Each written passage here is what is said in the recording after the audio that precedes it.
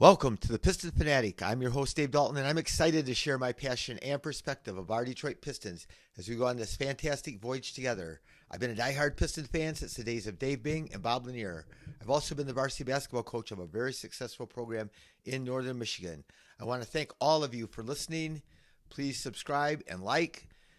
Tell a friend. Well, Piston fans, big news. Malik Beasley is not being considered a target of the investigation any longer. Charania, the big NBA insider, reports Beasley attorneys told ESPN that they had extensive conversations and meetings with the Eastern District of New York and were informed Beasley is not being considered the target after allegations regarding gambling on NBA games and prop bets during the 2023-24 season. So again, he was being charged not for gambling, or he was being investigated, rather, not for gambling when he played for the Pistons, but when he played for Milwaukee in 23-24. So potentially this opens the door for the sharpshooter with the second most threes in NBA last year. You know, he finished just one behind Anthony Edwards, who Anthony Edwards knew what Beasley made, so he knew he had to make just one more.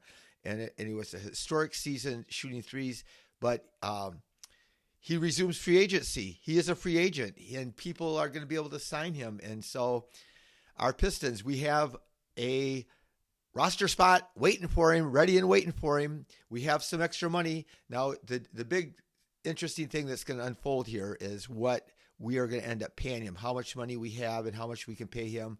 Other teams, I'm sure, have that mid-level exemption for like $14 million.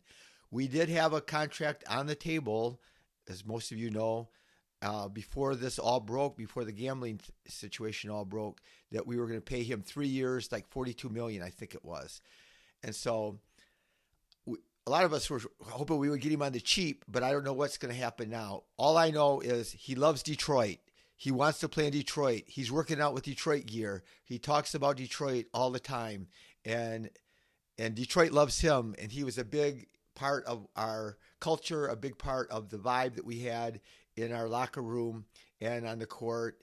And you can never have too much 3-point shooting. You know, of course, we paid Duncan Robinson, but the Duncan Robinson, again, Trajan was very smart. You know, Robinson's contract is really only guaranteed for 1 year. So we could trade one of them. We could keep them both. You can never have too much depth. So all we see all the time in the NBA is these teams are doing really good, and then they have an injury pop up. Well, this really insulates us from the injury problem, and it's really exciting news. It's huge.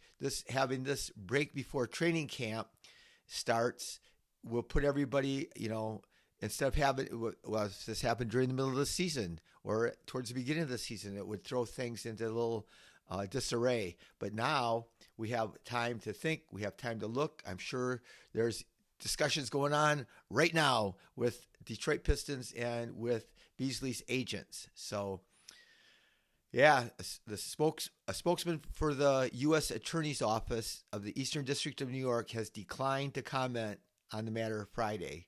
But we heard what Sham said. We heard what Beasley's attorney said.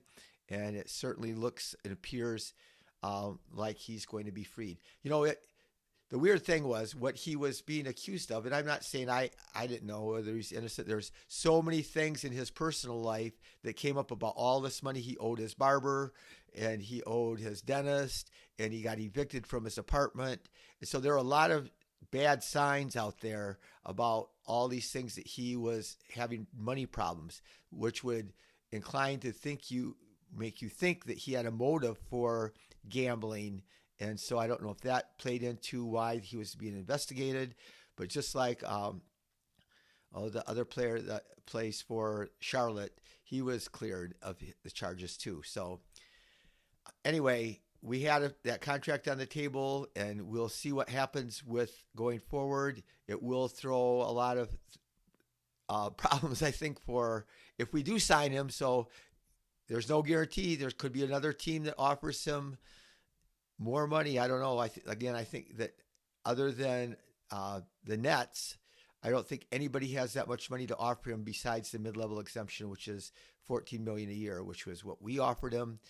And again, I think we are his preference. So, but JB will have a good problem, but somebody's not going to get to play. The way it was going and looking right now was that we had a 9-guy rotation with Cade, Ivy, Duran, Asar, Tobias, Stu, Holland, and I don't know who I'm forgetting. But anyway, we had 9 guys that we were going to be able to play. Oh, Levert and Robinson.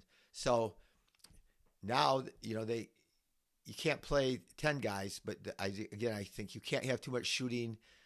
Everybody thinks and hope that Duncan Robinson could be just as good a shooter as Malik Beasley. And again, a lot of us, most people know that the season that he had last season was historic.